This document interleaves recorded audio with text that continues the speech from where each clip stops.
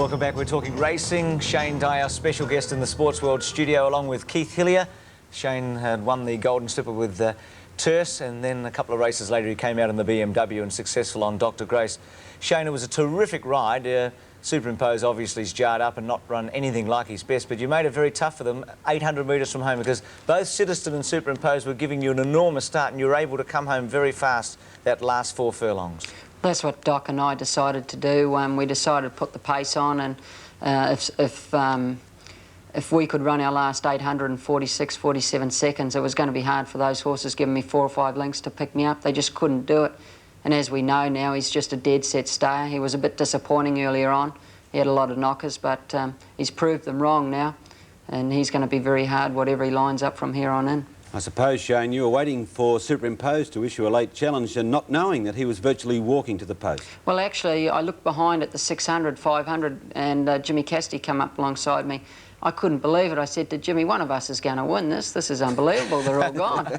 I got the shock of my life. Here's the 6, 7 lengths behind and under the stick. So, what were they under, Shane? The stick, were they? Under pressure. Yeah. Oh, that's that New Zealander coming out. And you, and the other New Zealander, James Cassidy, what did he say to you when you said one of us is going to win? Well, he didn't really comment on it at the time because I was going a bit better than him. Did you get a chance to say it's going to be me in the final stages? No, he was behind me. Well, as we have a look at the finish of this race, Bruce, you'll see Superimpose. Now, this is supposedly the best weight for age horse still on his feet in Australia. He has literally eased up and walked to the post. Now, I spoke with Lee Friedman this morning. The horse, he feared the worst, that the horse had bled again, which would have been an automatic ban. Second worst, that he had broken down. Neither had happened. He only jarred up on the very hard track, and he was scoped last night, and there is no way that the horse bled. And he has Superimposed back in work. He will race again, probably at weight for age in a week or two, and he hasn't entirely ruled out the Doncaster, although chances are slipping there. But he'll be big odds after yesterday, Keith, because he was a very disappointing horse as we go to the 800-metre mark, and this is where Shane starts to rev them up on Dr. Grace. And in the run to the top turn, Centro is attacking Dr. Grace. They're in front by a length and a half to Shazora.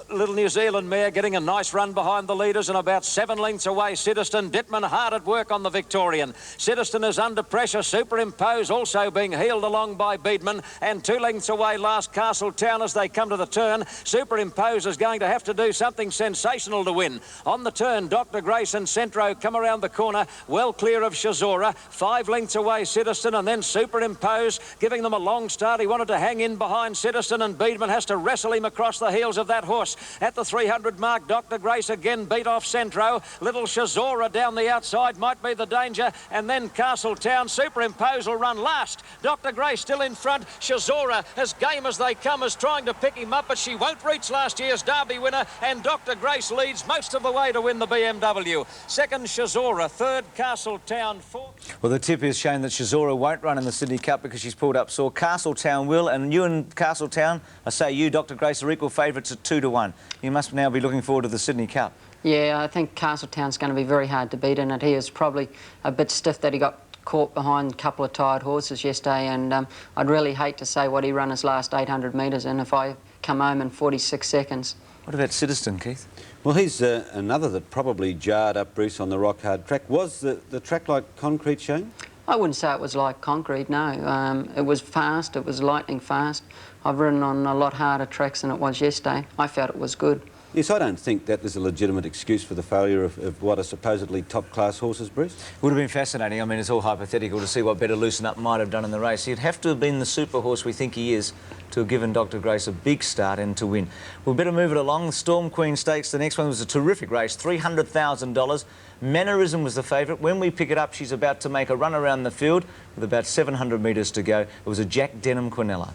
There goes Cassidy on Mannerism now, taking off right around the outside. None of these riders back in the field are happy with the pace, but to the turn, and now they're starting to sprint. Let's Hurry led from River Tour. Let's Gore. Mannerism has carted 4 and 5 deep on the turn, followed by All Mine. Back behind those Whist and Strokes is coming right around the field. Into the stretch now, and Let's Hurry led. All Mine is after it quickly, getting through near the fence. Marinella, further out Mannerism, followed by Whist, but All Mine is the leader at the 200. Marinella getting the rails run. They're clear of Mannerism, and and Whist. All Mine joined by Marinella getting through on the fence. All Mine and Marinella. Marinella and All Mine are coming to the line locked together. All Mine has done a big job to win after pulling ferociously in the run. All Mine beat Marinella. Mannerism third.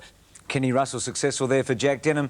We've seen a lot of Triscay in Melbourne this autumn. Shane, she's been very impressive. She might have the wood on those fillies in the Oaks. Looks a bit like it, you know. She's a better filly, as we know, than All Mine. She's going to be very hard to beat in the Oaks if she can run out a strong 2400. But she's come back a 5 or 6 better horse this campaign than she was last campaign in Melbourne. What about the Tulloch Stakes yesterday, Keith and Durbridge? Talking about horses improving, he seems to have really added to his class, doesn't he? Yes, I couldn't agree with you more, Bruce. He's a very talented galloper, but he has got to meet Surface Paradise.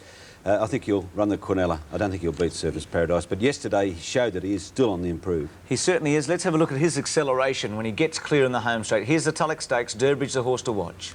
Into the straight, Be Happy, tackled by Phantom's Hero, then Blazing Anchor. Durbridge is looking for room between horses. Dereco still there. He got squeezed out. Dereco at the head of the others. Somalia to the 200 mark and bursting through near the fence. Siegfried has hit the front. Siegfried has come from nowhere. He got to the lead, but here's Durbridge now. Durbridge, after being held up for a run, saw daylight. He put paid to Siegfried in one stride and he's racing away to win it easily. He's too good, Durbridge. A great win in the Tulloch. Siegfried second, Bull Rancher third. Well, Shane, you've got to be aggressive. Stephen King was aggressive there on Durbridge at the top of the straight, forcing a passage. What do you think about him and Surface Paradise? I don't think he could beat Surface Paradise. It was a good win yesterday, but he has beat a horse called Siegfried, who is a handy horse, but not in the same class as Surface Paradise. It's pretty hard to beat a horse who can come home as last 3 and 33, and he can lead, he can trail, he can do anything, Surface Paradise. And his record speaks for itself. It's the best record ever to come out of New Zealand. OK, that's a fair comment from Shane Dye. So Surface Paradise, the horse to beat in the Derby next Saturday. Let's go to the Queen of the Turf yesterday, Mick Dittman. He must have had George Moore's whistle, getting up on the fence on Ricochet Rosie, and she took advantage of it, the grey. 500 to go. Tasuti, the leader, over Quicksilver Cindy, and looming up on the outside is Twiglet as they turn for home. On the fence, Argyle Cut, Ice Cream Sunday looking for a run. Ricochet Rosie is bailed up on the fence at the moment. Dittman is looking for an inside run as they come to the 300 mark. Tasuti led from Argyle Cut, Twiglet, and then Quicksilver Cindy, and Ricochet getting a rails run. Here she comes, the little grey mare. Ricochet Rosie has burst through on the fence, left them standing, and away goes Ricochet Rosie. Argyle Cut running on well, but Ricochet Rosie trots in, won by more than 2 lengths to Argyle Cut. Tasuti has run third. Well, Shane, Mick got up on the fence on Marinella also in the earlier race, the Storm Queen. Did he have that whistle of George's yesterday? Oh, he's a very good jockey. He can go anywhere, Mick. And he's riding very well, and it was a great ride, you know. Unbelievable ride in that race. Give Rosie any hope in the Doncaster? Oh, she has to. She's a super mare, and what a great ride by Mick. That performance may have been the ride of the day despite Shane's 4 winners. It was a super ride, that's for sure. Kingston Town, Keith, put down during the week on Friday. Your thoughts on the horse and the contribution he made to racing? Oh, he was a marvellous horse, and it's a very sad day when we lost him, Bruce. 3 Cox plates, should have perhaps won a Melbourne Cup. He reigned supreme in his era. My fondest memory of Kingston Town was in his retirement when with Ron Quinton aboard and colours up. He was photographed in the dry bed of the Todd River at Alice Springs when he was on a promotional tour. Great memories of a great horse. He was one of my favourites. Well, this is a small tribute to one of the great champions, Kingston Town, as we take a look back at his remarkable record. It was a sad end for the town, whose final days were spent on the property of owner David Haynes on the Mornington Peninsula. Kingston Town retired from racing in 1982 after a career that saw him chalk up 30 wins and 7 placings for $1.6 million in stake money from his 41 starts in races. It was at Flemington that racegoers remember one of his more memorable showings, a gallant second to Gurner's Lane in the Melbourne Cup of 1982. Kingston Town joined by Gurner's Lane, and Gurner's Lane gets up to win the Cup. And next to Kingston Town. At Moonee Valley, Kingston Town did even better. 3 consecutive wins in the prestigious Cox Plate stamped him as one of the greats. A length and a half, Lawman. Kingston Town can't win. Bill Collins doesn't mind being reminded of those words. It's history that in taking out that race, the black gelding confirmed his champion status. Oh, Kingston Town swamping them. What a run. Kingston Town wins it next to Grosvenor. He's got to be up there. Probably just behind Tulloch. Not much in it between the two of them. They were both great horses. In Kingston Town, he was a magnificent animal. Kingston Town with one of the great race callers, Bill Collins. Just briefly, Shane, the best horse since you've been in Australia? There's been a lot of talk about it this week with Better Loosen Up. I'm still yet to see a champion outside Kingston Town, and I probably never will. You know, he was just a freak. What he did, I was working it out the other day, if he was still racing in Australia, today's prize money, he would have won nearly $7 million. You know, so it's just a phenomenal effort. You know, there's no doubt that Better Loosen Up is an outstanding galloper, but I think the King would pick him up. OK, fair enough. I don't completely agree with you, but I haven't got time to argue, unfortunately. I wonder if Shane had his calculator out for his payday yesterday, Bruce. You going to tell us, Shane, how much? Well, the tax man would know. Keep counting it, Shane. Shane, thanks for joining us. Well done. And Nice to be here. tremendous day, and good luck over Easter. The big race is coming up. Thank you very much. Shane Dye, Keith, we're going to back some winners, I think, over Easter. Surface Paradise? Yes, he'll win the Derby, Bruce, and I think Durbridge will chase him home. That looks a dead set, Quinella. Thanks for coming in. Thanks for lunch, by the way, last Sunday. The food was terrific. I had a headache the next morning. I'm not sure why, but it was a terrific lunch, Keith. I've got you on video. I'll show you why next week.